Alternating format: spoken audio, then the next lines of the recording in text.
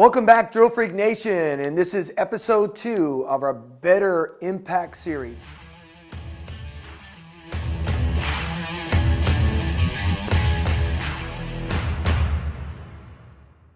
So one of the things before we get started, again, for those of you that are using the Hitting Zone Swing Trainer, one of the things that I kind of didn't mention there at Impact is we definitely want to make sure that we're starting to show red.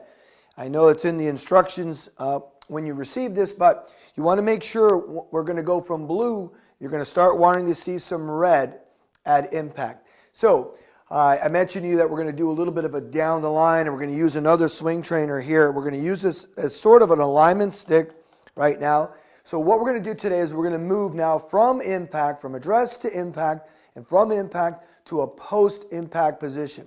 And as I said before, we're going to let these particular areas, we're going to kind of grow away from impact, but always coming and understanding where we should be the moment the club strikes the golf ball. So down the line, I have a ball set up here right against, you can use an alignment stick at home.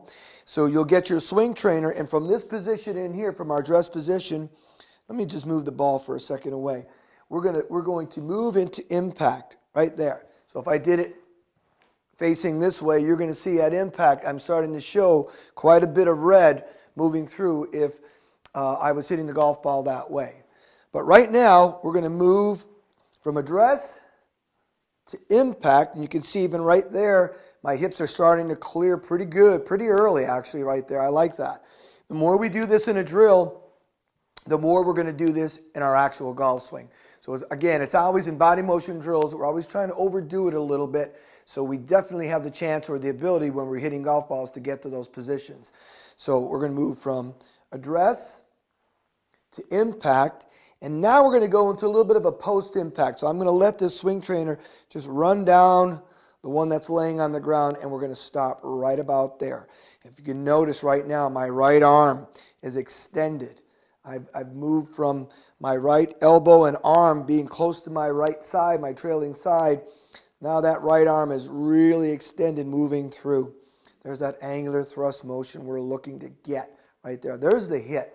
And that will elevate and move what otherwise might not even be any type of low point. Low point is beyond the strike of the golf ball, where the lowest part of your divot is because of the club still moving down after the strike of the golf ball.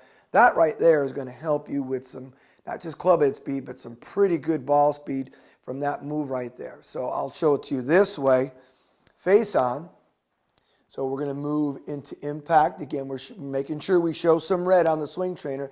Now we're going to see a little bit more red right there. And you can see my arm is extended. Notice how I'm keeping my hands low. All the while, again, we're pushing off our trailing foot. There's our pivot. We're pushing through. We're getting a lot of weight into our lead side. Remember, we are not swaying into our lead side or sliding. We're going to bump. It's a slight bump and a turn.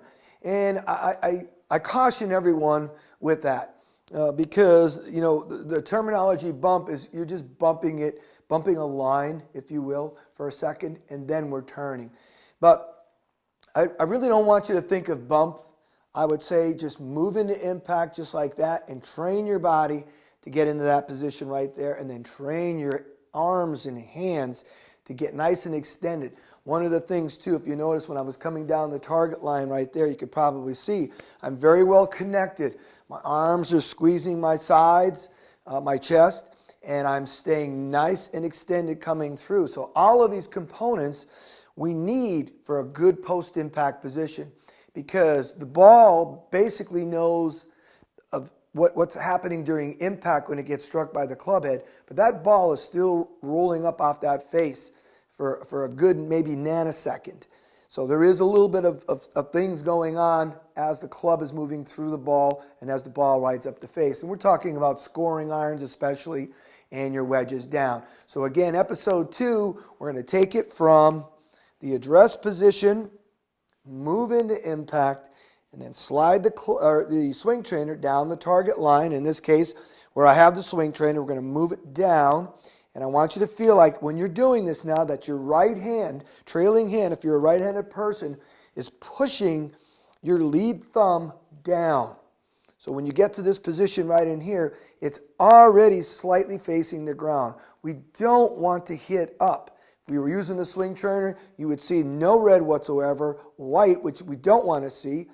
There's blue, but we want to see some red.